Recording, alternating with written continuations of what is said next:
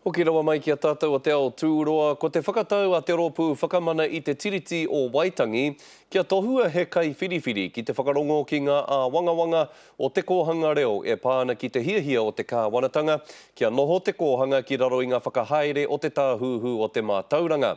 Anei ngā whakamārama. Ko tā te rōpū whakamana i te tiriti o Waitangi, me noho tahi ngā tūmuaki o te puni kōkiri, te manatū mātauranga me te kōhanga reo. Ki te āta kōrero i ngā kūrakuraku a te kōhanga reo, e pāna ki te ripoata mā ngā kuraiti a te manatū.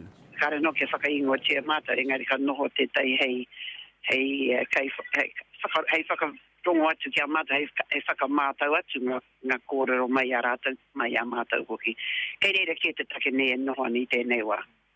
Ko te mahi nui kai mua i te aroaro, ko te kimi i tētahi kai taka wāinga, me i kore pea e kitea he ara whakamua.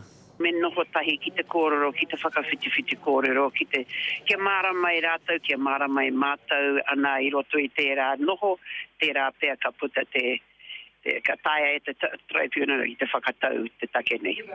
Me te mea nei me matua mōhio mai au a kai whiriwhiri ki te tiriti, o tirā ki te reo Māori hoki.